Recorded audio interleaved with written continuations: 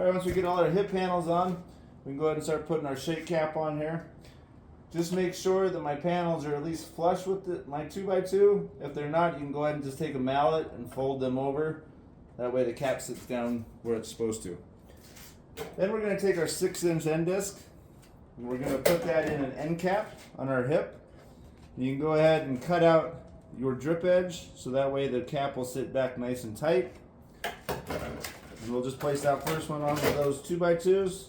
Make sure it's up nice and tight there. And then 2 fasteners, one on either side of the cap, going into that 2x2. Then we'll go ahead and just continue up our hip, putting fasteners on either side.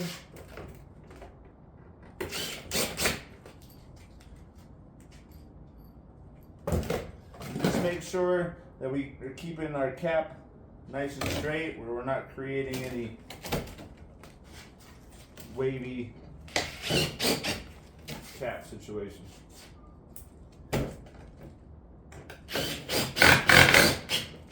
And we'll just continue going all the way back up to the top of the hip. When we come to a hip bridge intersection, we'll do the following steps. We're going to take our first cap, find out where our 2x2 is, go ahead and notch that, put a fold on this one here. Then we'll fasten that as normal.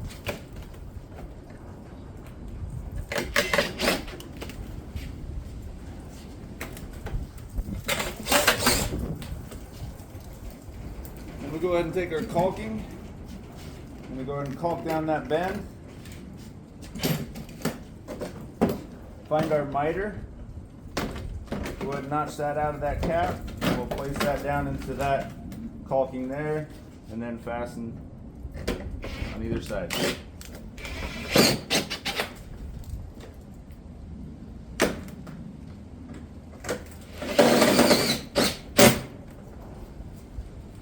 And then we're going to go ahead and take our next cap on our ridge, and we can go ahead and mark out where it hits the cap. Go ahead and put a bend on that, notch out where it hits the cap on the back side here. I like to go ahead and throw some caulking along this as well, just along the ridge here. That'll set right on top, and then we can go ahead and fasten on either side here.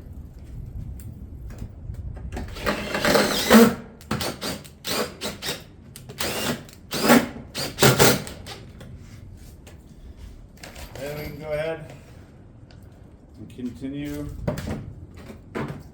our ridge.